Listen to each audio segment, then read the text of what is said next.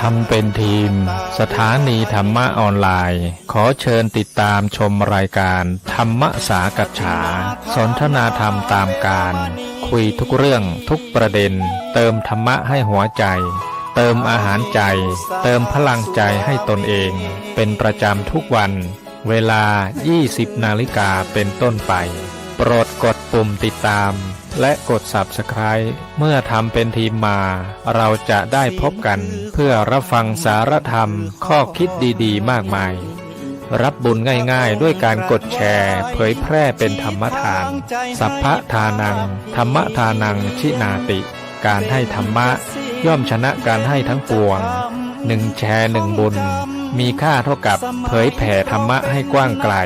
แชร์ไปมากยิ่งได้บุญมากเป็นการเปิดโอกาสให้คนได้รับฟังธรรมพบปัญญามีความสุขพ้นจากทุกข์ด้วยการฟังธรรมะมาทวงคำมันหมู่บ้านศีลห้าถือเป็นพันธะ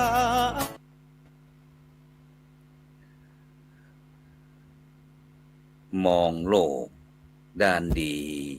มีผลหันคนอื่นดีมีกล้า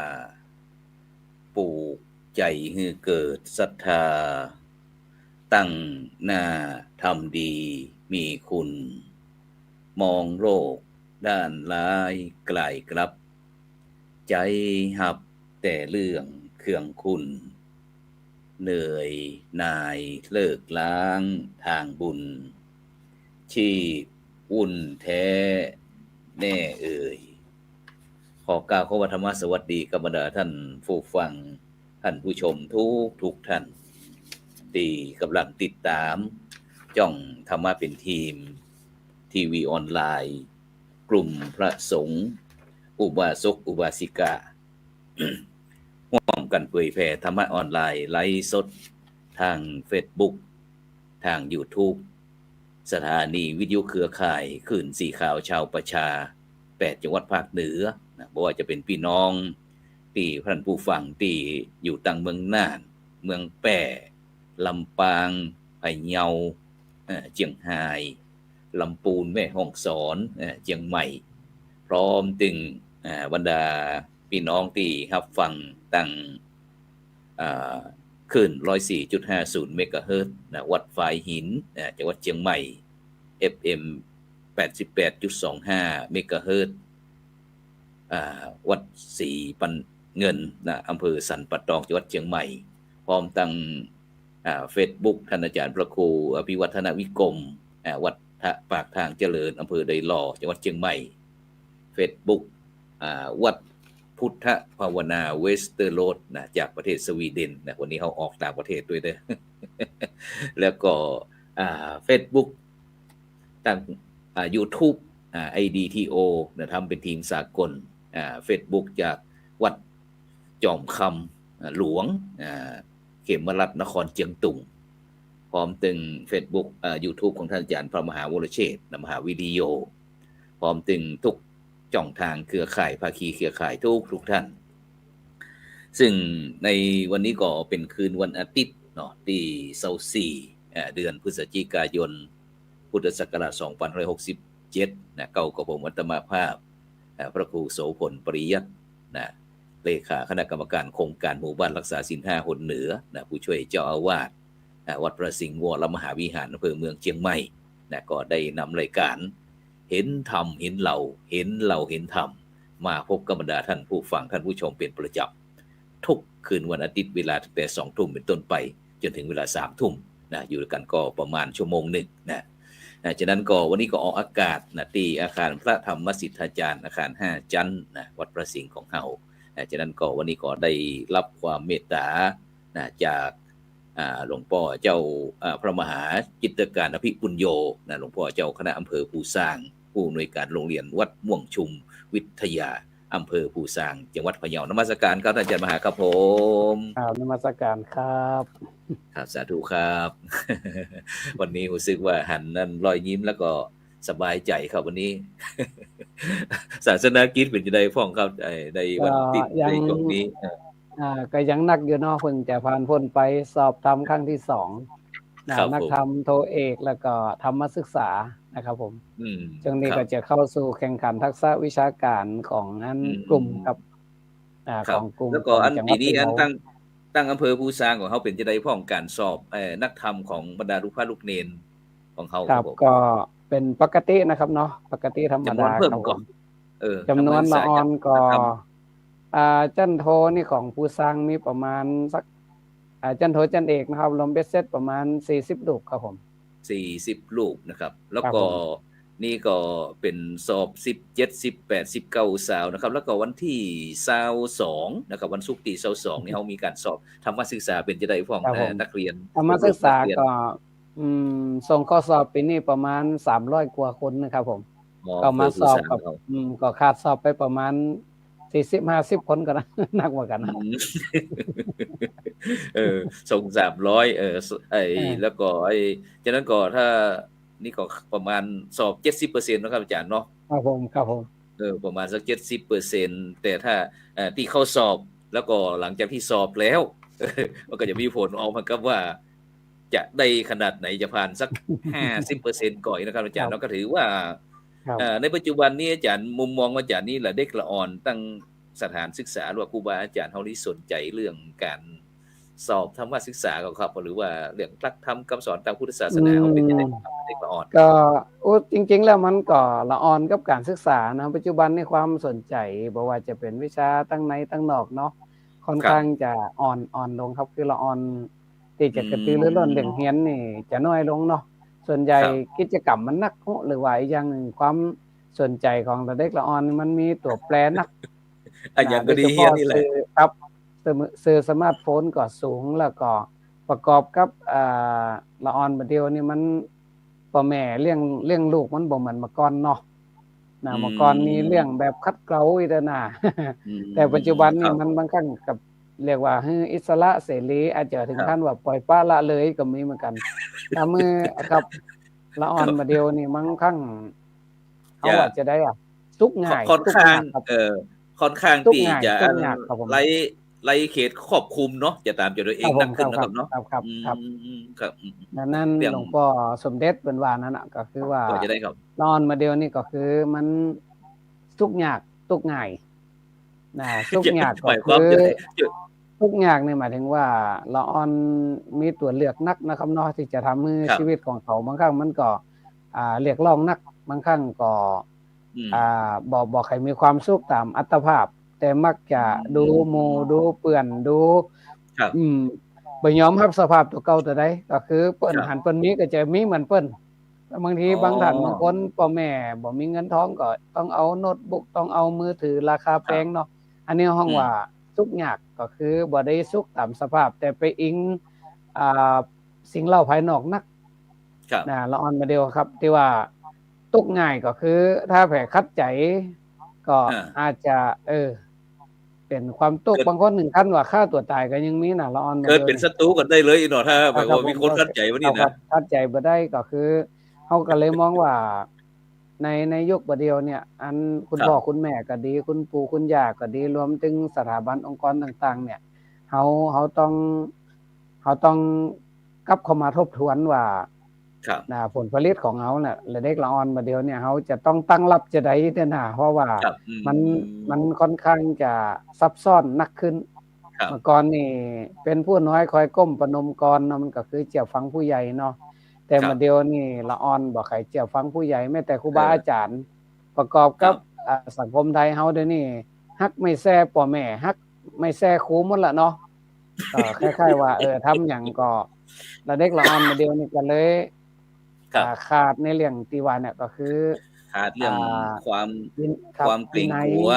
หรือว่าครับความอ่อนน้อมถ่อมตนความครับเคารพนับถือนะครับเนาะคความเกรงใจรับๆระเบียบวินัยเนาะพูดมันก็จะ ง่ายๆเนาะความเกรงใจมีน้อยครับอืมระเบียบวินัยเขาก็อ่อนตัวครับประเดี๋ยวนี้นะอืมก็คือฉะนั้นเอาเราโลนออกครั้งนักบักเก่าที่ว่านะอาจารย์ที่ว่าพอใจตามมียินดีตามได้นี่ใจใดกว่านี้หลายเด็กน้อยกว่านี้อ่าพอใจตามมียินดีตามได้ก็คือความพอเพียงเนาะก็คือควาครับมสันโดษแต่เออปัจจุบันเนี่ยถ้าเขาจะเอามาสอนกันเนี่ยต้องต้องครับต้องเข้าใจคำว่าสันโดษให้ชัดเจนสันโดษนี่แปลว่าครับอ่าพ พอใจในสิ่งที่เป็นของตนก็คือว่า ครับ เขาหาตามกำลังสติปัญญาความรู้ความสามารถกำลังกายเขาทำได้ต่อใดเขาก็พอใจต่ออัน ครับ บางท่านอาจจะหาได้ร้อยบางคนอาจจะหาได้ปันบางคนอาจจะหาได้หมื่นก็พอใจต่ออัน โดยเราไม่ต้องเอาไปเปรียบเทียบกับคนอื่นนัก ถ้าเราไปเปรียบเทียบกับคนอื่นมันก็จะมีเงื่อนไขเข้ามาทำให้กินฮ้อนนอนตุกก็คือบ่ให้มีความสุขเนาะหันเปิ้นนักก็อาจจะอิจฉาหันเปิ้นน้อยก็อาจจะดูถูกเปิ้นนี่นะเนาะเฮาก็เลยกลายเป็นว่าในปัจจุบันเนี่ยเฮาจะต้องโอเคว่ามุมมองของเฮาถึงวันเนี่ยถ้าว่าสันโดษปุ๊บเนี่ยจะไปมองว่าขี้ข้านนะสันโดษนี่พระพุทธเจ้าเปิ้นสอนให้คนเฮาเนี่ยพอใจในสิ่งที่ตนเองมียินดีในสิ่งที่ตนเองได้ก็คือเฮาทำได้ต่อใดก็พอใจต่ออันน่ะคือตามศักยภาพของเฮาแม้แต่พระสงฆ์องค์เจ้าเฮาจะไปเปรียบเทียบกันกับได้นะเพราะว่าบางปัจจุบันนี่ญาติโยมเพิ่นจะมองว่าพระรวยอย่างต่างๆซึ่งในความเป็นจริงนี่มันบ่ได้เป็นไปทั้งหมดเนาะมันบ่ได้เป็นทุกรูปทุกยกตัวอย่างที่สดๆร้อนๆนี่ครับอาจารย์ครับ เมื่ออันก่อนยี่เพลงของเฮาเนี่ยบางวัดบางว่าอันตอนมันเป็นฤดูอันทอดกฐินนี่เนาะออกพรรษาได้เดือนนึงนี่น่ะหลายวัดหลายวาก็ เอาอันจำนวนยอดนะครับเนาะเอาจำนวนยอดเพราะว่าเนี่ยวัดเนี้ยได้900,000วัดวัดนี้ได้ล้านนึงวัดนี้ได้80ล้านนี่เขาอาจารย์นี่ก็ชาวบ้านเพิ่นก็อันนี้ด้วยกว่านี้คือมันเป็นกระแสสังคมก็ว่าได้เนาะญาติโยมก็ไปจะนั่นน่ะญาติโยมมันก็อยู่ในยุคของการชิงดีชิงเด่นในยุคของการเอาห้องว่าเป็นการอวดอย่างกันมันก็เป็นเรื่องของทั้งโลกอ่ะเนาะลาภยศสรรเสริญสุขเสริมลาภเสริมยศนินทาทุกข์แต่ว่าบังเอิญมันก็ทำให้หลวงพี่หลวงน้องหลวงหน้าหลวงลุงเฮาเนี่ยเป็นตัวกระแสโลกมันก็เลยบางครั้งก็ทำให้ญาติโยมมองว่าทำไมพระต้องไปให้ความสำคัญกับเงินกับทองนักจริงๆแล้วกฐินมันเป็นเรื่องของพระเนาะเป็นเรื่องของพระตอนนั้นบริวารกฐินเนี่ยมันก็อย่างที่ผมเวลาไปทอดกฐินที่ไหนก็จะให้สัมโมทิยกถาเนาะจะให้ความรู้ญาติโยมเกี่ยวกับกฐินอย่างน้อยที่สุดว่ากฐินนั่นเฮาเวลาหันธง4ผืนอาจารย์เนาะ1ก็คือธงจระเข้2ก็ธงตะขาบ3ก็ธงสุพรรณมัจฉาแล้วก็สุดท้ายก็คือธงเต่าซึ่งคนบ่เก่าเนี่ยเปิ้นบ่ได้ให้เฮาทอดกฐินแบบเอากิเลสแต่คือเอาธรรมะเอาธรรมะยังธงจระเข้เนี่ยเป็นสัญลักษณ์ของความโลภได้ตัวใดบ่ฮู้จักปอเนาะธงตะขาบเป็นสัญลักษณ์ของโทสะความโกรธความเกลียดความอาฆาตพยาบาทจองเวรความรุนแรงเนาะในขณะที่สุพรรณมัจฉาเนี่ยสัญลักษณ์ของความหลงโลภโกรธหลง3อย่างนี่มันเป็นกิเลสใหญ่นะแล้วก็เฮาต้องใจหยังใจอินทรีย์สังวรก็คือธงเต่า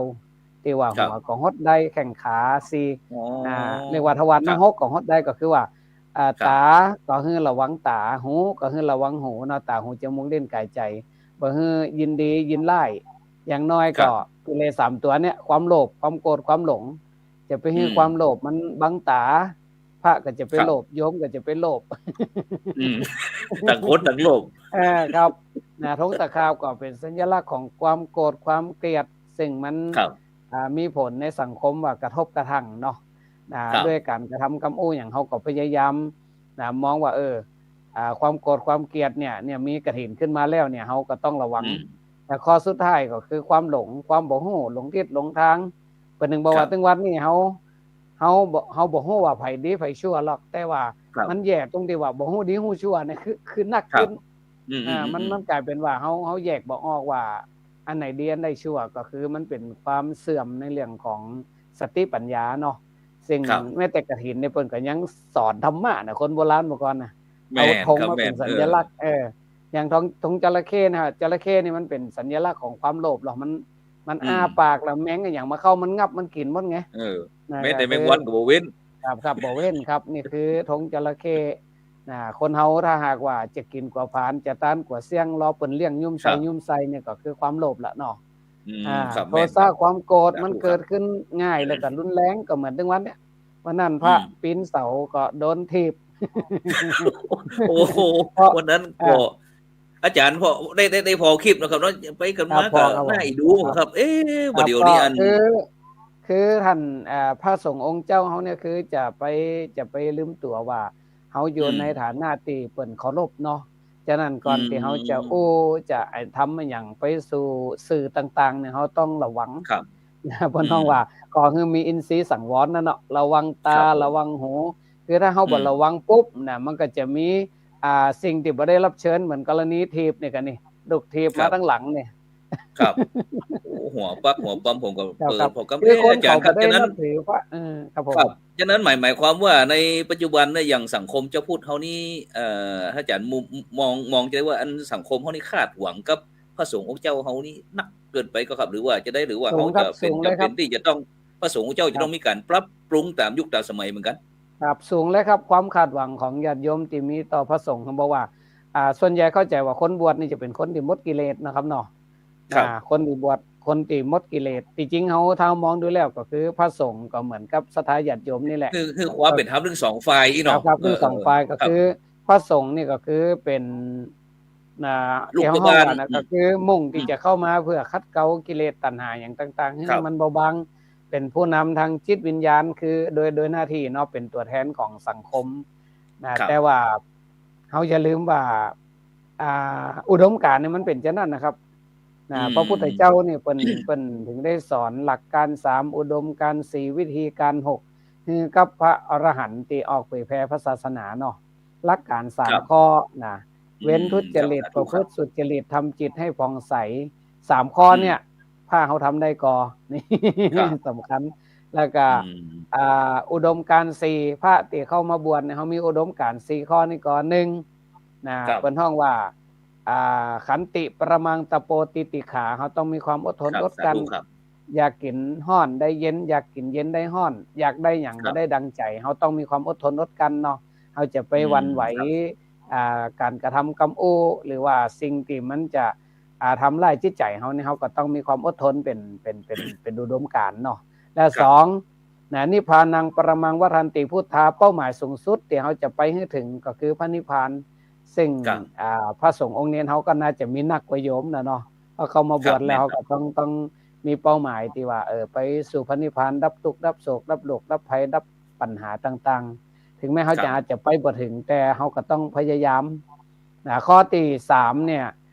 นะหิปภัชชิโตปรูปคาติคือเขาต้องบ่เบียดเบียนคนอื่นถ้าเขาไปเบียดเบียนคนอื่นปุ๊บเนี่ยเขาเจพระเจสงฆ์แล้ว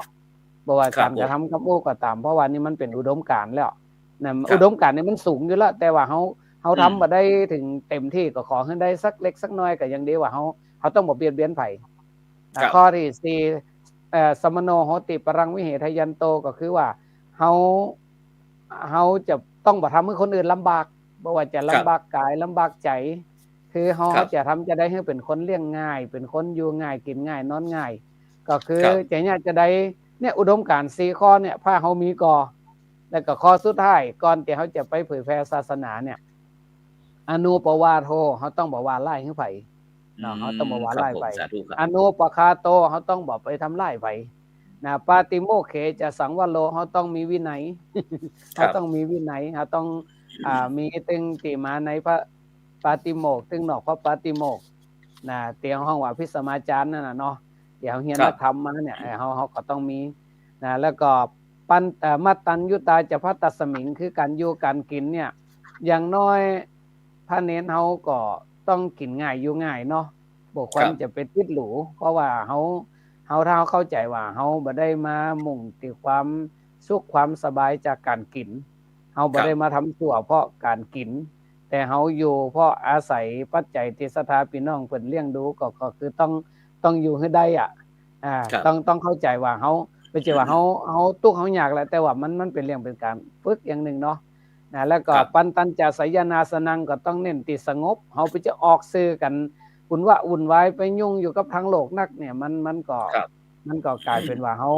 าบ่เน้นสงบแต่เขาไปเน้นเด่นเน้นดังเน้นเน้นอวดไปมันก็บ่ใจวิสัยของพระเน้นแล้วเนาะแล้วข้อสุดท้ายนี่สำคัญอธิจิตเตจะอายโยโคคือเขาต้องฝึกจิตของเขาซึ่งจริงๆแล้วมันเป็นหลักธรรมหลักที่พระพุทธเจ้าเปิ้นสอนไว้เนาะก่อนที่เขาจะไปเผยแพร่ศาสนาเนี่ยเขาพระเนรเขาก็ต้อง ตั้งสติ ตั้งสติหน้อยหนึ่งบ่ควรจะออกไปในลักษณะเหมือนว่าตาต่อตาฟันต่อฟันในปัจจุบันนี่เฮาอยู่ในฐานะที่ว่าเปิ้นฮ้องว่าอัตตาสมบัติเฮาจึงอยากจะได้ให้ตัวเก่านี่มีคุณสมบัติเนาะในขณะเดียวกันปรหิตาสมบัติเฮาจะช่วยเหลือคนอื่นจะได้มันซึ่งมันก็ทิ้งบ่ได้ทั้งสองอย่างอ่ะตัวเฮาเองก็จะไปมองข้ามบ่ได้ว่าเฮามาบวชแล้วเฮามีความสุขก่อครับ ในขณะเดียวกันเฮามาบวชแล้วเฮาทำประโยชน์ให้สังคมก่อนี่ก็คือมันเป็นเรื่องที่ว่าพระสงฆ์องค์นี้เฮาต้องคิดให้ลึกนึกให้ดีอ่ะเพราะว่าถ้าเฮาบ่อันนี่เฮาก็จะถูกชาวโลกเนี่ยหันมากลนด่าเนาะครับผม ครับผม ซึ่งในปัจจุบันนี้ก็เกิดขึ้นอยู่แล้วนะครับเนาะซึ่งโดยเฉพาะอาจารย์ครับที่พระพุทธเจ้าที่ครูบาอาจารย์หรือว่าพี่น้องพุทธบริษัทเขาก็จมกันนักกันหนาว่าพระสงฆ์องค์เจ้าเนี่ยปัจจุบันเนี่ยหนีลักที่ว่าไอ้พระพุทธเจ้าได้มอบหมายหน้าที่คือคันธทุระวิปัสสนาทุระนะครับซึ่งโดยเฉพาะตรงเนี้ยครับอย่างกรณีครับผมอย่างกรณีวันเนี้ยครับผมก็คือเฮาจะไปตดไผก็บ่ได้เนาะถึงวันนี้เฮาก็ว่าไปแผ่วถึงเรื่องหลักสูตรการเรียนการสอนอย่างต่างๆเรียนนักธรรมเรียนบาลีเรียนสามัญเรียนตั้งแต่ระดับมัธยมอุดมศึกษาเนาะซึ่งการศึกษาต่างๆเนี่ยมันปัจจุบันนี่มันมีผลต่อพฤติกรรมนะครับคือแม้แต่พระสงฆ์องค์นี้เฮาปัจจุบันนี่ปริยัติธรรมนี่ค่อนข้างจะอ่อนครับที่ว่าอ่อนคือเฮาบอกให้ทุ่มเทในการศึกษานะครับบางท่านก็มีความรู้เป็นงูๆปลาๆก็ไปไล่สอนเพิ่นละเองน่ะมันเป็นความมันเป็นความที่อย่างที่ว่านั้นเนาะคือเป็นการที่เฮาว่าไม่รู้แล้วชี้เนี่ยถ้าไม่รู้ไม่ชี้นี่ไม่เป็นไรนะไม่รู้แล้วชี้นี่เป็นปัญหาเลยครับผมคงจะฝากไปถึงพระเถรานุเถระภิกษุสามเณรทุกรูปว่าพระเนรเขาจะไปทิ้งปริยัติเนาะเปิ้นว่าเป็นชีต้องคัมภีร์ใหญ่บวชให้รีบสึกมีเมียให้รีบเลิกโบราณเพิ่นถึงว่านะเป็นชีต้องคัมภีร์ใหญ่คือคนเข้ามาบวชแล้วมันต้องศึกษาพระธรรมให้มันมากนะครับเนาะนักเพราะว่าเขาจะได้ตอบคำถามของญาติโยมว่าเฮาไม่ได้บวชเพราะอกหักรักร้อยคอยงานสังขารเสื่อมแต่เฮาบวชมาเพื่อจะพัฒนาตัวเก่าอ่ะฉะนั้นสิ่งแรกพระโบราณอาจารย์ทั้งหลายในปางก่อนในเปิ้นก่อนเน้นสืบกันมาคือปริยัติธรรมเนาะมีตึงแผนกธรรมแผนกบาลีปัจจุบันนี้ก็มีแผนกสามัญพระเนรมีความรู้ตึงดกตึงธรรมดกบ่ช้ำธรรมบ่เสียเรียกว่าฮืออยู่กับโลกได้น่ะเนาะซึ่งสิ่งเหล่านี้มันปริยัติธรรมเนี่ยบ่อยากให้มองข้ามแม้แต่ว่าคนมาบวชก็ได้เฮาจะได้เน้นว่าละอ่อนต้องเรียนแม้แต่คนใหญ่ก็ต้องเรียนเพราะคนเข้ามาบวชปุ๊บเนี่ยเพิ่นฮ้องว่าเป็นพระเสขะพระที่ยังจะต้องศึกษา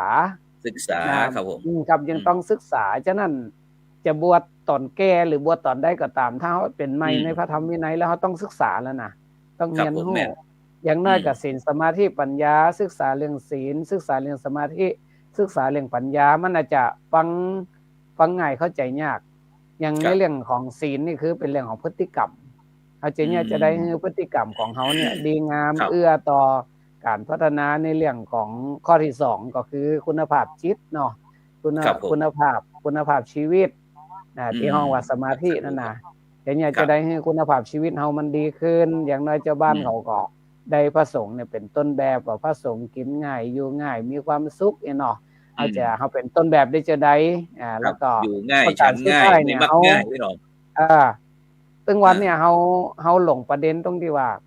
จิตใจกับสติปัญญาเนี่ยเฮาเอาปนกันจริงๆจิตใจเนี่ยเฮาต้องเนี่ยจะได้ให้เป็นกรรมนิยังก็คือว่าให้มันควรแก่การทำงาน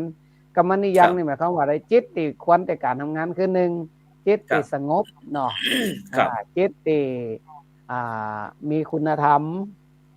มีความอดทนอดกันจิตที่มีความสุขเบิกบานแจ่มใสอันนี้คุณลักษณะของจิตเลยนะครับแต่ว่าปัญญานี่มันเป็นเรื่องของการแก้ปัญหาเลยฉะนั้นแต่ถึงวันนี้เราเอาจิตมาแก้ปัญหามันแก้บ่ได้ครับมันก็เลยใช้อารมณ์ใส่กันอารมณ์ที่นักที่สุดก็คือนิวรณ์5นั่นแหละ1อารมณ์ฮัก2อารมณ์จัง3อารมณ์ง่วง ครับ อารมณ์เครียดแล้วก็สุดท้ายคืองุนงงสงสัย มันเป็นนิวรณ์ปิดกั้นความเจริญเลยแต่ว่าเฮาเอามาใจกันก็คือพาเฮาถึงวันนี้โอ้กันบ่ใครเข้าหู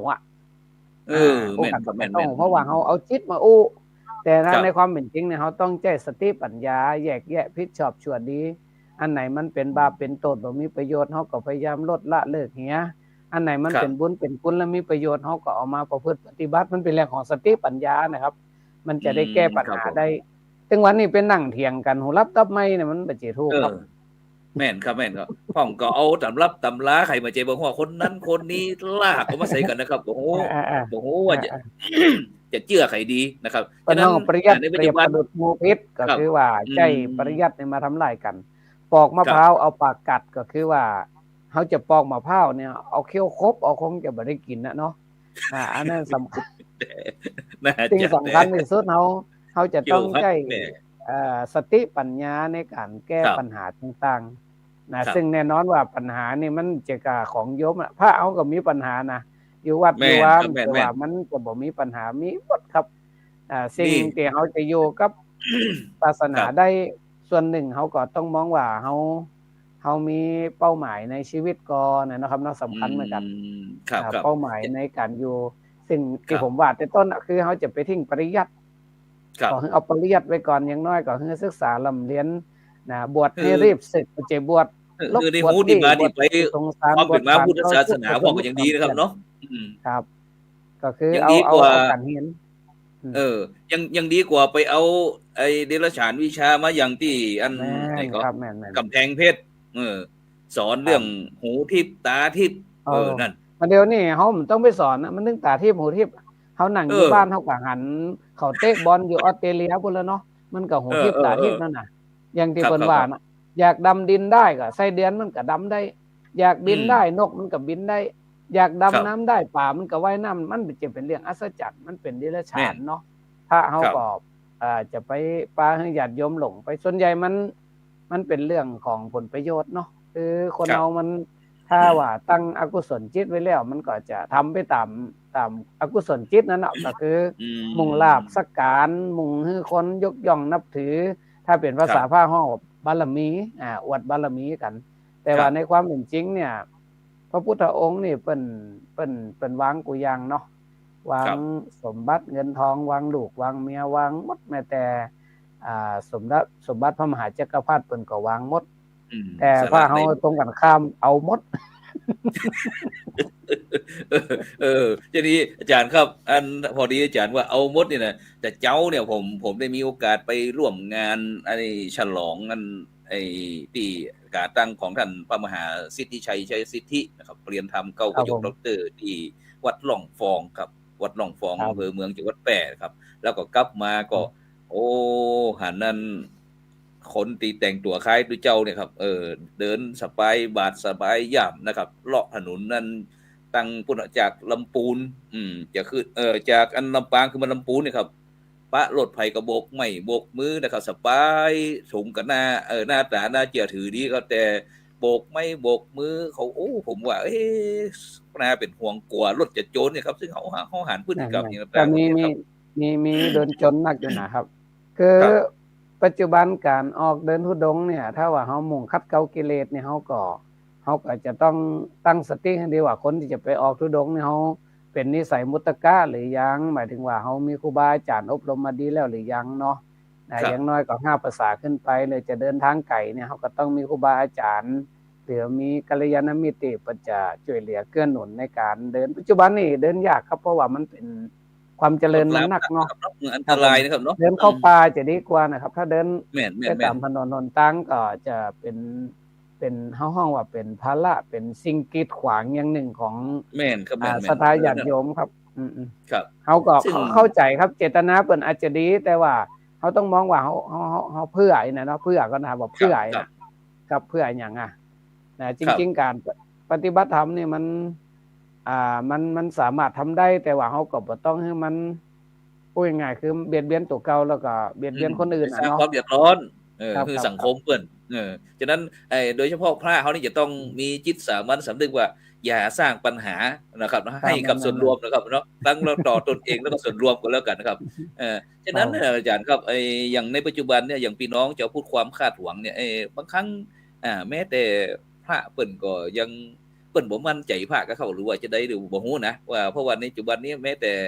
พระสงฆ์ของเจ้าเขานี่จะมีตึงปรริยนธรรมทั้งโลกแล้วก็ตั้งธรรมนักหนาปานมีตึงผสดรทั้งสเลยต่างๆนะครับแต่รู้สึกว่าเหมือนกับเจ้าพูดของเฮานี่ยังบ่ใครมั่นใจครับบ่มั่นใจในพระสงฆ์ของเจ้าเฮานี่ครับอาจารย์ครับเดี๋ยวเฮาไปฝากไว้กับตัวบุคคลเนาะตัวบุคคลก็ถึงเป็นพุทธเจ้านึงว่าละคนที่จะศรัทธาเลื่อมใสเนี่ยมันมีอยู่4ประเภทเนาะ1ก็คือรูปปมาณิกาอันนี้ติดในรูปเนาะรูปลักษณ์ภาพลักษณ์2โคสัปปมาณิกานี่ติดที่เสียงคำโอ้คำจ๋าการเทศนาอย่างต่างๆครับ3โลขัปปมาณิกาเน้นที่ว่าความปอนประพฤติปอนมักน้อยสันโดษอย่างต่างๆเนี่ยเนาะแล้วก็สุดท้ายธรรมะปมาณิกาคือเน้นเอาหลักการเอาธรรมะเป็นตัวตั้งฉะนั้นตึงสถาญาติโยมตึงพระสงฆ์องค์เจ้าเฮาเนี่ยคือมันต้องตั้งสติอ่ะคือถ้าเฮาตัวบุคคลเนี่ยแน่นอนเลยตัวบุคคลเนี่ยพระดีๆอยู่กลางวิหารบ้านเฮาเปิ้นว่าเนาะก็คือพระพุทธรูปเนาะพระพุทธรูปพระดีๆอยู่กลางวิหารพระทำงานอยู่ตามกุฏิหมายความว่าเฮาเอาลูกเอาหลานมาบวชอย่างต่างๆปัจจุบันนี้มันเฮาก็ต้องมองว่าเพื่อหยังก็คือเพื่อสืบต่ออายุพุทธศาสนาเนาะดังนั้นการเข้ามาบวชเนี่ยมันมีขั้นตอนมันมีอย่างหลายอย่างซึ่งปัจจุบันเนี่ยในการอบรมคัดเกลากุลบุตรกุลธิดาก็ดีแม้แต่คนที่จะเข้ามาบวชก็ดีเนี่ยปัจจุบันนี่มันมีปัญหาครับมีปัญหานะเพราะว่าปัญหาตรงไหนครับอาจารย์ครับ1จำนวนคนก็น้อยลงนะครับเนาะในแง่ของคนที่จะเข้ามาบวช2คนที่เข้ามาบวชเนี่ยบางทีมันการคัดเกลาการคัดเลือกเนาะมันบ่ครอบคลุมและสังคมมันก็เป็นสังคมมันก็ป่วยด้วยครับคือคนโดยส่วนใหญ่ทั่วประเทศนี่ก็เป็นบุคคลที่มีปัญหานะครับคือแต่ละคนก็มีปัญหาเมื่อคนมีปัญหาเนี่ยเข้ามาบวชถามว่าจะแก้ปัญหาได้ก็1อาจจะแก้บ่ได้2อาจจะมาเพิ่มปัญหานะครับเพิ่มปัญหาครับผมครับบางท่านบวชพ่อป่วยก็คือว่าอยู่บ้านบ่มีไผดูแลเนาะมีคนพอมาบวชอยู่วัดครับมาอยู่วัดก็กลายเป็นภาระของศรัทธาญาติโยมแหม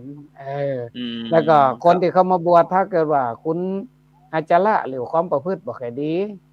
อยู่บ้านก็ด้านให้กินเหล้าเมายาเถียงพ่อเถียงแม่บ่อยู่ในโอวาทคำสอนครูบาอาจารย์บ่ห้ามบ่เฮียนเมื่อเข้ามาบวชแล้วก็แน่นอนขนาดพ่อแม่ยังบ่ฟังจะมาเชื่อฟังครูบาอาจารย์ของจะยากเนาะกลายเป็นปัญหาของทางคณะสงฆ์แหมซึ่งสิ่งเหล่านี้มันเป็นสิ่งที่ว่าเฮาพระสงฆ์องค์เจ้าเฮาเนี่ยโดยเฉพาะพระเถรานุเถระหลวงพ่อเจ้าอาวาสหลวงพ่อเจ้าคณะตำบลเจ้าคณะอำเภอหลวงพ่อพระอุปชาต่างๆเนี่ยคือปัจจุบันเนี่ยเขาต้องยอมรับว่าคนบวชมันน้อยแต่ว่าทั้งนี้ทั้งนั้นเขาคงจะเป็นเน้นที่ปริมาณบ่ได้แล้วเนาะคงจะต้องไปมองที่ว่าเขาสามารถที่จะเรียกว่าเขาสามารถที่จะสร้างกรอบหรือว่าสร้างอะไรอย่างขึ้นมาเพื่อคัดเกลาคนที่ยังอยู่เนี่ยที่ผมโอ้มาแต่ต้นกับอาจารย์นะก็คือว่าปริยัติปฏิบัติปฏิเวทเนี่ยข้อที่1เนี่ยขอว่าคนที่เข้ามาบวชเนี่ยต้องศึกษาเราเรียนครับโดยเฉพาะ5พรรษาแรกเนี่ยต้องเรียนบ่ว่าพระบ่ว่าเน้นนะครับเข้ามาบวชต้องเรียนเรียนพระธรรมวินัยอย่างน้อยก็นักธรรมล่ะนักธรรมชั้นตรีชั้นโทชั้นเอกถ้าว่ามีโอกาสเรียนได้ก็ปรริญญาเนาะเรียนประโยค1 2พุทธประโยคเก้าหรือว่าทั้งโลกก็เรียนได้แต่เฮาก็คงจะมองว่าการทำเรียนทั้งโลกเนี่ยมันเฮาคงจะบ่ได้เน้นที่ว่าจะต้องอยู่ในภาษาศาสนาอย่างเดียวคือมันอาจจะต้องเรียนเพราะว่าเขาสามารถที่จะต้องสื่อสารกับคนรุ่นใหม่ได้ถ้าเกิดว่าเขาบ่เรียนตั้งโลกเลยที่ว่าหลวงพ่อลุงหลายองค์เป็นด็อกเตอร์เป็นอย่างแต่ว่าเขาก็ต้องไปคุณค่านักหมายถึงว่าเขาต้องไปปวดกันก็ได้เป็นด็อกเตอร์นั่นศาสตราจารย์นี่เพราะว่าบางครั้งมันก็เป็นกระแสตีกลับก็คือถ้ามือเจ้าบ้านเขามองว่าพระเน้นเขาไปหลงโลกเนาะไปหลงโลกครับแม่นครับแม่นจริงๆเขาก็น่าจะเรียนรู้ไว้เพื่อประดับสติปัญญาเพื่อเอามาพัฒนาแต่ว่าที่เขาจะต้องขาดบ่ได้คือนักธรรมบาลีเขาต้องเก่งเพราะเขาเข้ามาบวชแล้วมันจะว่าเขาจะแค่ปั่นป้อนให้โยมเท่ากับฮู้แล้วว่ามันเป็นคำสอน อย่างบท ค สั รั พ บ พิ ผม ติโยเนาะสัพพิติโยวิวัชชันตุสัพพะโรโควินัสสตุเนี่ยเนาะเพิ่นก็ ครั ยั บ ง ผม ใส่ธรรมะไว้ว่าคุณธรรม4ข้อก็คืออายุวันนะสุขะพละจะ อืม นะ ครับ ผ จะ ม สมบูรณ์นะแก่บุคคลที่มีปกติกราบมีปกติวัยต่อบุคคลที่เพิ่นเฮาว่าจะได้อภิวาทนาศีลิสานิจังวุฒาปัจจายโนคนที่เจริญวุฒิเนาะมีวุฒิว่าจะเป็นวั ค ย รับ วุฒิคุณวุฒิอย่างต่างๆการที่เฮาเคารพกราบไหว้เจียฟังเนี่ยมันก็ถ้ามือเฮาจะได้คุณธรรมอย่างน้อย4ข้อละ1ครับ เฮามีหลักในการดำเนินชีวิตอายุยืนแล้วเนาะครั วั บ น ผ นะ ม ก็คือแน่นอนความโกรธความเกลียดมันน้อยลงผิวพรรณพุทธผ่องใสสุขะแน่นอนความสุขภายในมันเกิดขึ้นแน่นอนก็พละก็พลานามัยสุขสมบูรณ์ซึ่ง4ข้อเนี่ยทุกคนก็อยากจะได้ดังนั้นถ้าเฮามองว่าพระสงฆ์องค์เนรเฮาเนี่ยจะไปทิ้งปริยัติต้องศึกษาลำเรียนแล้วก็ในเรื่องของปฏิบัติอย่างน้อยที่สุดก็กิจวัตรเนาะกิจวัตรประจำวันเรียกว่าอย่างน้อยกิจวัตร10ข้อน่ะกิจวัตร10ข้อเพิ่นว่ามีบาตรต้องโปรดมีบาตรต้องออกบิณนี่บางท่านได้เป็นเจ้าวาดก็บ่บิณละเป็นเจ้าหน้าตำบลก็บิณละ แต่ว่าอย่าลืมกะเฮาบวชปุ๊บนี่พระอุปชฌาย์เพิ่นว่าอายันเตปัตโตเนาะนี่คือบาตรเป็นเครื่องเลี้ยงชีวิต จะอยู่ได้ต้องเลี้ยงชีวิตแต่เดียวนี่แขวนบาตรกันให้หมดเอาบาตรเก็บให้หมดนี่เรียกว่าครับนี่คือกิจวัตรแล้วมีบาตรต้องโปรดมีโบสถ์ต้องลงต้องทำวัดสวดมนต์เนาะอย่างน้อยเข้าเฝ้าพระพุทธเจ้าวันละ2ครั้งการเข้าเฝ้าพระพุทธเจ้าการสาธยายธรรมอย่างต่างๆเนี่ยมันเป็นประโยชน์หลายอย่างหนึ่งในส่วนตัวเฮาเองก็อย่างน้อยการบวชเป็นพระเป็นเน้นสวดโมกข์ห้องเนี่ยมันก็จึงดีต่อตัวเก่าเนาะเพิ่มบุญเพิ่มกุศลในขณะเดียวกันเฮาต้องไปอยู่กับโยมน่ะต้องไปเจริญพุทธมนต์ต้องไปทำอย่างนี่กับญาติโยมเฮาสวดบ่ได้ก็ญาติโยมก็มองว่าพระบ่ค่อยมีประโยชน์เนาะครับ สวดบ่ได้มันเป็นประโยชน์หลายอย่างก็คือมีบาตรต้องโปรดมีโบสถ์ต้องลงเล็บก็ต้องตัดผมก็ต้องปรงอันอย่างต่างๆมันรักษาผ้าคล้องไปไหนมาไหนจะไปป่วยกายนุ่งผ้าให้เป็นปริมณฑลเรียบร้อยมันก็เป็นกิจวัตรคำว่ากิจวัตรก็คือต้องทำทุกวันเนาะไม่ใช่ว่าเลือกทำเป็นบางวันแต่ว่าเฮาต้องเรียบร้อยทุกวันก็คือกิจวัตร10ข้อนั่นน่ะกวาดวิหารลานเจดีย์อย่างต่างๆซึ่งสิ่งเหล่านี้มันว่าอย่างน้อยเฮาก็ก้าวเข้าไปสู่การปฏิบัติครับก้าวสู่การปฏิบัตินี่เฮาการปฏิบัตินี่ผมหันหลายแห่งน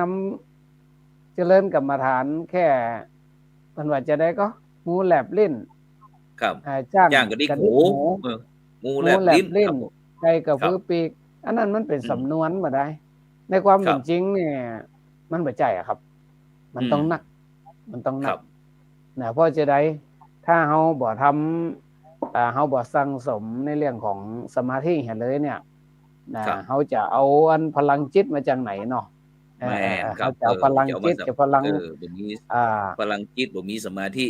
ก็ยังบ่มีพลังเนาะครับแม่นๆๆมันคือมันเป็นเรื่องที่ว่าเฮาต้องทำส่วนการปฏิเวทมันก็ปัจจุบันเนี่ยเฮาก็อย่างที่ว่าเนาะตราบใดที่ปริยัติยังมีปฏิบัติยังมีเนี่ยปฏิเวทมันก็ตึงมีเนาะที่ได้บรรลุเป็นพระอเสขะอากาศจะมีอยู่แต่ว่าก็เฮาดูปฏิปทาพระมหาเถระทั้งหลายที่เพิ่นได้บรรลุซึ่งถึงบ่ที่เฮาโอ้กันมานี่คือเฮาก็บ่ได้ไปบุญหลี่ไผเนาะแต่เฮามองว่าภาพสะท้อนสังคมที่ญาติโยมเพิ่นมองพระก็มองพระก็มองตัวแต่นั้นญาติโยมก็ต้องมองตัวเขาด้วยครับถ้าอู้ถึงเรื่องการมองครับอาจารย์ครับอันผมมานึกถึงอันไอ้ตอนที่ธรรมบทว่าอันเรื่องการที่หลงลูกที่อันที่สมัยที่พระวักกลินะครับอาจารย์ก็ที่อันไอ้หันพระพุทธเจ้าแล้วก็อยากจะได้ดิยันอยากจะไอ้ได้หันพระพุทธเจ้าตลอดนะครับก็เลยไปขอบวชนะครับ ไปขอ ครับ บวชเพื่อที่จะคอยติดตามพอรูปโฉมรูปของพระพุทธเจ้าที่ว่างามอย่างนั้นจะนี่ต่างๆครับผลสุดท้ายมานึกถึงตรงนี้ครับมานึกถึงสังคมเฮาในปัจจุบันเนี่ยถ้าพระนักเทศน์พระนักเผยแผ่นี่จะต้องมีรูปร่างหน้าตาดีผิวพรรณวรรณะอย่างต่างๆนะครับอาจารย์ครับซึ่งตรงนี้เขาอยากจะให้อาจารย์ได้อูกันอันบรรดาท่านผู้ฟังท่านผู้ชมสักหน่อยพระวักกะลินะครับเป็นจะได้ผลสุดท้ายมาถึงว่าสำเร็จแม้กระทั่งพระอรหันต์เช่นเดียวกันครับอาจารย์ครับพระวัก คื กะ อ ลิ เปิ้น นะค เป็ รับ นเป็นศรัทธาจริตเนาะคือเปิ้นหลง ครับ เปิ้นศรัทธาในพระพุทธเจ้าแต่เปิ้นติดในเรื่องลูกเนาะติดในเรื่องลูกนะซึ่งมันเฮามองว่าแม้แต่ศรัทธาญาติโยมเฮาถึงวันนี้ก็เหมือนกันอย่างเปิ้นว่าศรัทธาหยังก็4ประเภทนะครับ ศรัทธา1ศรัทธาดอกไม้ไหวศรัทธาดอกไม้ไหว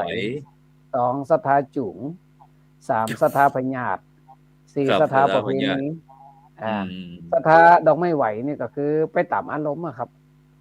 ไปตามอารมณ์ฮักจังอย่างต่างๆก็คือจะเลื่อมใสในศาสนาเลื่อมใสในวัดก็ไปตามอารมณ์อ่ะมันเหมือนดอกไม้ที่มันไหว อารมณ์ดีก็ไปอารมณ์บ่ดีก็บ่ไปเนาะครับ2ศรัทธาจุ๋งอันนี้เอาเปิ้นว่าครับเอาหมู่ว่ะป้องกันจักขึ้นน้อยบงของกับจักลงให้ซ่านก็คือโดนหมู่ดึงโอ้ยง่ายก็คือปาไปหันไปนี่บ่เป็นตัวของตัวเองครับเขาบอกว่าไปวัดก็ไปวัดดีก็ไปเปิ้นว่านี่บ่ดีก็ไปนี่แหละก็คือบ่เป็นตัวของตัวเองเปิ้นว่าศรัทธาจุ๋งแล้วก็ศรัทธาประเภทที่3เนี่ยเปิ้นว่าศรัทธาพญาตบ่เจ็บบ่เป็นบ่ป่วยนี่คือจะบ่เข้าวัดบ่เจ็บบ่ป่วยจะบ่เข้าถึงศาสนาคือต้องป่วยกันต้องเจ็บก่อนนี่นะยามสุขสบายนี่บ่ฮู้เลยว่าพระเน้นอยู่กันจะได้แต่เจ็บป่วยมานี่อยู่ไหนต้องต้อยหาให้ได้เนาะ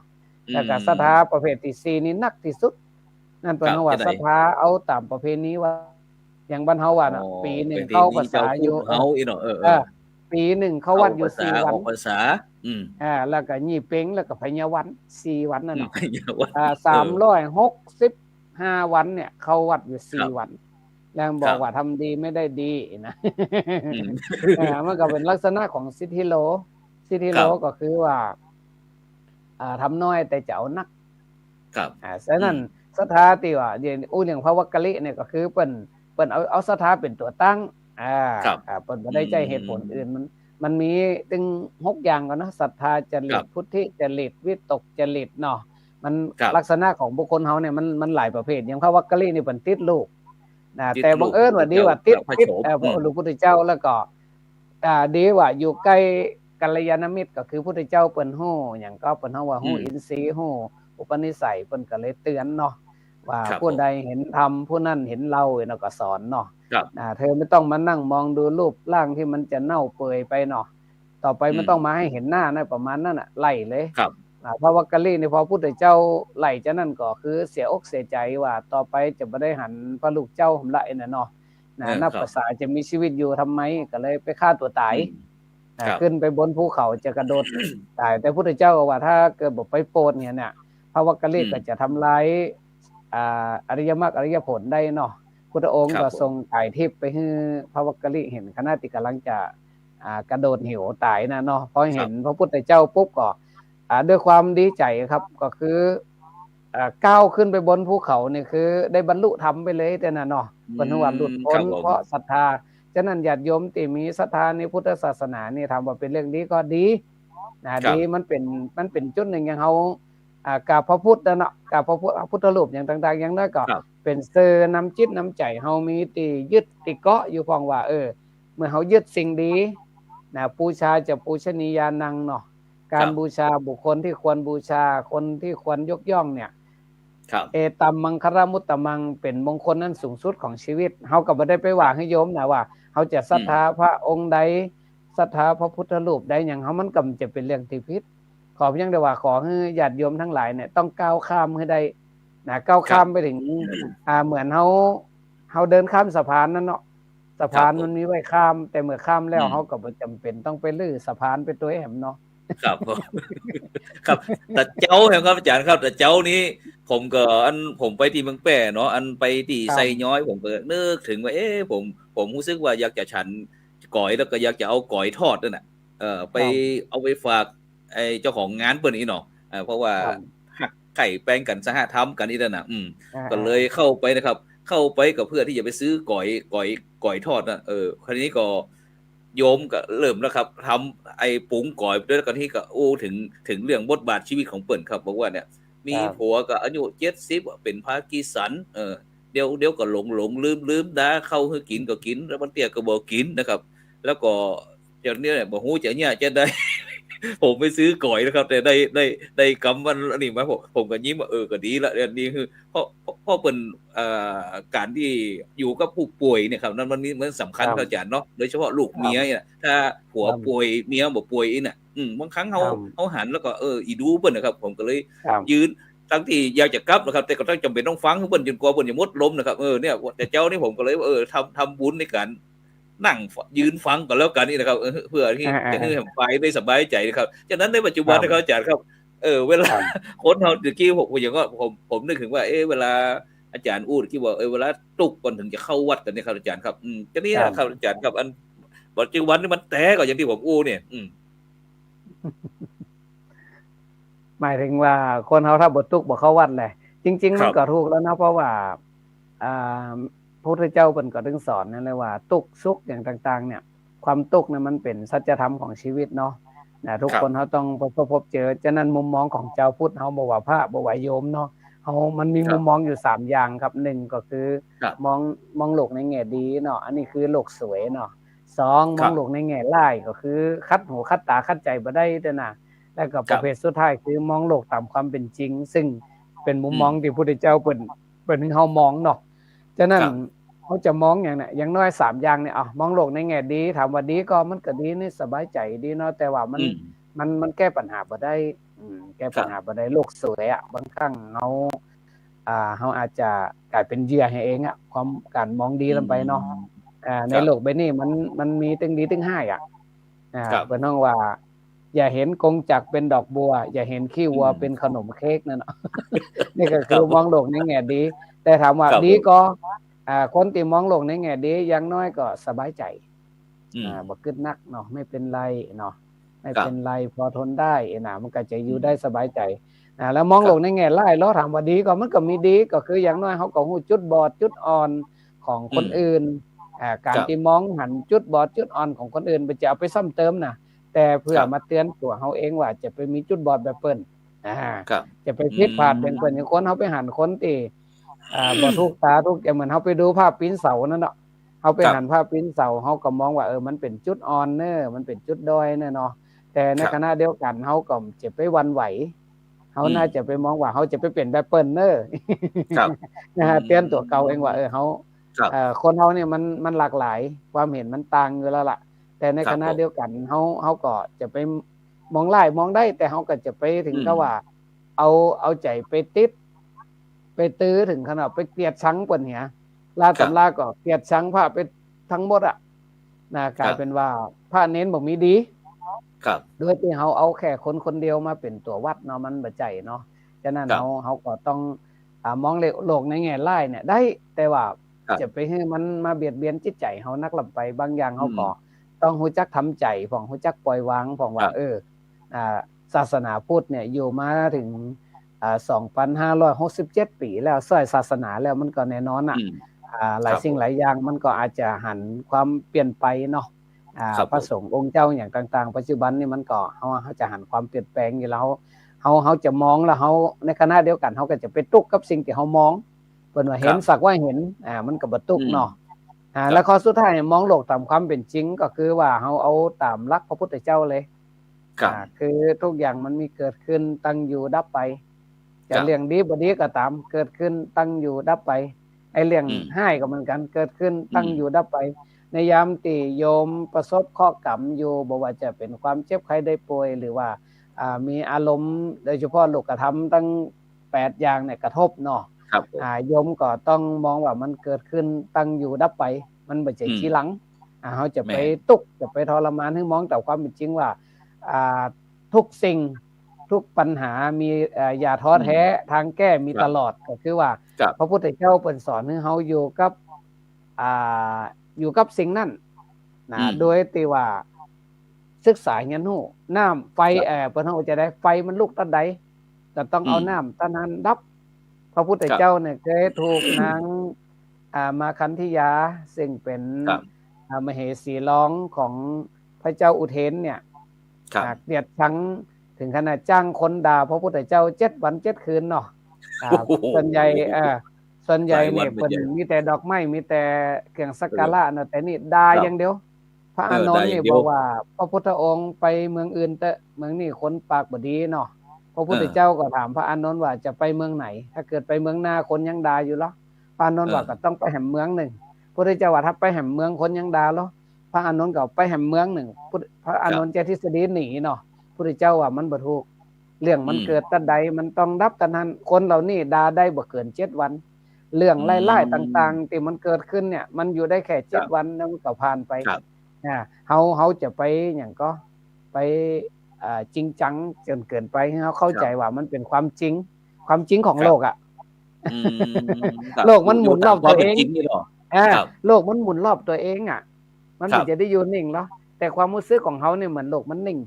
โลกมันกลมนะแต่เขามองว่าโลกมันแบนเนาะคือเขาจะไปเชื่อ สมัยก่อน ตา นึกว่าโลก เดียว แบนอืม แม่นมันเหมือนเดินไปมีที่สิ้นสุดเนาะก็คือ ดังนั้นสิ่งที่เห็นอาจจะเป็นอย่างสิ่งที่เห็นก็ได้เฮาอยู่ในโลกเฮา ครับ เปิ้นว่ารู้เท่าเอาไว้ป้องกัน รู้ทันเอาไว้แก้ไข นั่นหมายความว่ารู้เท่ารู้ทันนี่คือสติสัมปชัญญะนะเนาะ ครับผม สติสัมปชัญญะเฮาอยู่ในปัจจุบันถ้าเฮามีสติเนี่ยเฮาจะบ่ด่ากันนะเพราะเฮาใจ ครับ เหตุใจผล แต่เฮาใจอคติในถึงวันนี้เฮา ครับผม ด่าไปหมดอะแม้แต่พระสงฆ์องค์เจ้าเฮาลืมนึกไปว่า คนเฮา ลืมไปดีกราบที่ไหวของเขาแท้ๆเออ ครับ ในคนดีมันก็มีสิ่งร้ายอยู่เนาะ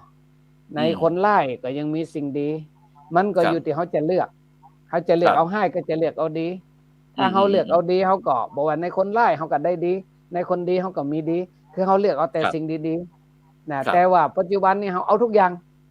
ครั ถ้า บ เขาเก็บทุกอย่างดังที่คิดชั่วชีวิตจะกองลงไว้ตรงไหน เออ ได้บ้าง จะ เสีย อ บ้าง อยู่ใน ช่าง ไว้ อะไร เวลาตายสักนิดไม่ติดตัวหมายความว่าแม้แต่สมบัติเงินทองอย่างต่างๆเขาก็เอาเต่าตีมันจำเป็นนะครับ เป็นว่าสรรพสิ่งคือของใช้ อย่าเข้าใจว่าเป็นของฉันตราบใดที่เขายังใจสิ่งอย่างดังอย่างพระสงฆ์ของเจ้าเขาก็คือปัจจัยสี่ไม่ใช่เขาจะต้องมาจะได้คือจะต้องมาตุกกับมันคือเขาใจใจมันทุกอย่างคือสิ่งที่เขาจะต้องใจซึ่ง ครับผมตีบ่ใจก็บ่ต้องเอามากองไว้ที่อันกุฏิเนาะ แม่น เออ ครับคือมองว่าปัจจุบันนี้เขาอยู่ตามความเป็นจริงครับผม ซึ่งพระทุกตุกทุกองค์เนี่ยคือ แต่ละท่านเนี่ยยังแม้แต่ญาติโยมศรัทธาญาติโยมก็เหมือนกันว่า ครับ เปิ้นห้องว่าจะได้เปิ้นห้องว่าคนติดไปหล่อนแหล่นะอาจารย์เนาะ ครับผ มันเอามาหมดนะครับขี้โคขี้ดินขี้ทราย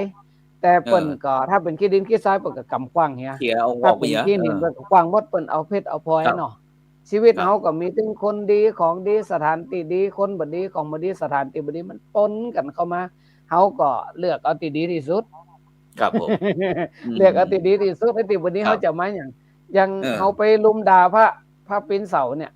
เฮาไปลุม ครับ ด่าถามว่าเฮาได้หยังมาเฮาได้แต่ความโกรธ เออ ความเกลียด ได้ความโกรธ อคติ ความเครียดได้อคติ เออ ทำไมเฮาบ่มองตามความเป็นจริงว่าเปิ้นก็มีข้อดีของเปิ้นอยู่นะ ม อย่างน้อยที่ เปิ้ สุ น ด อาจจะป่วยก็ได้ เ เปิ้นบ่สบายก็ได้เออ อ่า เปิ้นต้องการคนช่วยเหลือ ความคิด ก็ ขอ ได้ งเปิ้นอาจจะเป็นเหมือนกับว่าเปิ้นจะปกป้องพระพุทธศาสนาใช่ เปิ้นอาจจะมองว่าทุกคนคิดเหมือนเปิ้น แต่ว่าในความเป็นจ แต่ ริง ความเป็นจริงแล้ว เออ นานาจิตตัง ครับทุกคนเขาส่วนใหญ่เขาจะ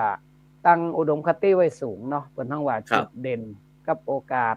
แต่จุดดอยกับอุปสรรคเนี่ยคนเขาจะบอกให้มองเนาะคนเขาจะไปมองว่าจุดเด่นนะแล้วก็โอกาสทั้งนั้นก็อยากจะให้ทุกท่านมองว่า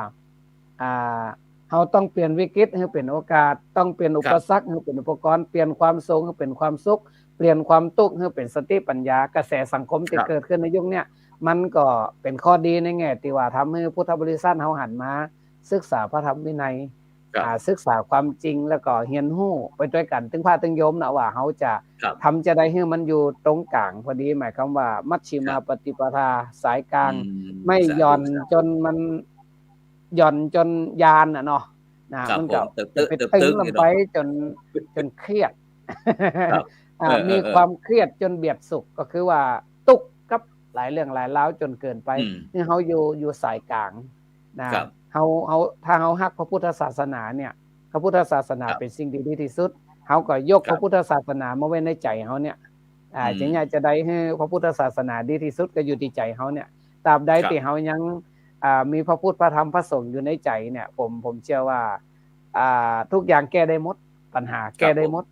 แต่ถ้าเฮาบ่ ปัญ มีพระ หา พุทธ มีไว้แก้ไขเนาะไม่ใช่มี เฮา ไว้ บ่ ท้อ มีพระ แท้ พุทธพระธรรมพระสงฆ์ไว้ในใจเนี่ยเฮา ครั ก็ บ จะมีแต่ความโกรธความเกลียดเป็นห้องว่ามีแต่มารน่ะมีแต่มารเนี่ยมันก็จะทำให้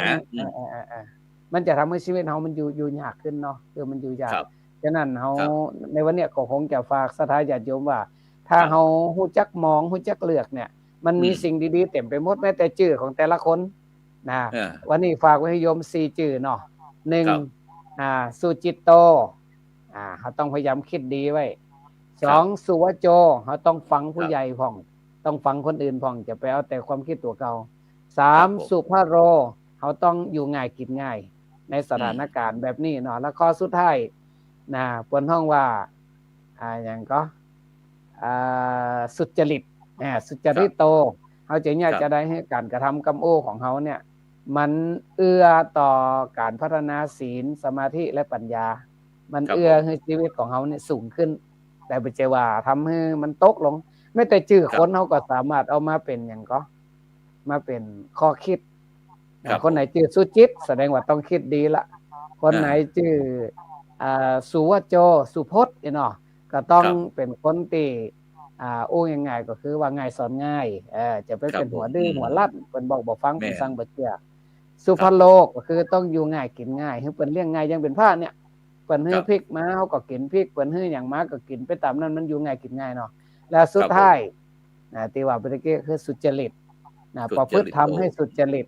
ประพฤติธรรมให้สุจริตคือจะทำการทำงานอย่างเฮาเนี่ยก็เน้นที่สุจริตคือมันประพฤติดีเนาะมันก็จะทำให้เกิดสิ่งดีๆ ครับนี่ หมดเว ทั้ง ลา หมด แล้ว ทั้งมวลครับที่คืออาจารย์ได้อู้นี่หมายความว่า เป็นที่มาที่ไปของรายการเห็นธรรมเห็นเราเห็นเราเห็นธรรมครับจากนั้นก็ที่เขาถึงได้ขึ้นบทกลตั้งแต่แรกแล้วในจากนั้นก็อยากจะให้คณะสัตยาญาติโยมเนี่ยได้น้อมนำที่รักธรรมกำอูของท่านอาจารย์พระมหาจิตรการพี่ปุญโญลองเอาไปพิจารณาอยู่ว่าเนี่ยที่เป็นที่มาที่ไปว่าเห็นธรรมเห็นเราเห็นเราเห็นธรรมที่มาออกรายการนี้นะครับจากนั้นก็ทุกวันอาทิตย์นะเขาก็จะมีปัญหาถามตอบแบบเนี้ยจะเปลี่ยนสไตล์มาว่าถามตอบนะแต่ก็บ่ได้ไปเจาะจงบุคคลใดบุคคลหนึ่งนะจากนั้นก็ต้องขอบคุณนะครับอนุโมทนากับบรรดาท่านผู้ฟังท่านผู้ชมทุกท่านกับที่ได้กดติดตามกดไลค์กดแชร์นะครับแล้วก็ติดตามกันต่อไปแล้วก็ในภาคเจ้าก็จะมีรายการธรรมะรับอรุณเนอะเวลา 7:00 นถึง 7:00 นเจ้าเนี่ย7:00 นถึง 7:00 นครึ่งก็มีคณะครูบาอาจารย์มาสนทนาเพื่อที่จะเสริมเติมเต็มให้กับสังคมของเฮาในปัจจุบันอย่างที่บอกว่าสังคมเฮากำลังตึงเครียดในปัจจุบันนี้นะแม้กระทั่งเรื่องตั้งอบจอบตจีบตอนนี้นะไหลลงเรื่อยๆนะครับฉะนั้นก็เวลาในค่ำคืนก็หมดอย่างแล้วนะครับขอบคุณอนุโมทนาท่านอาจารย์พระมหาจิตรการอภิปุญโญนะครับสำหรับในค่ำคืนนี้ขอกล่าวคำว่าสาธุ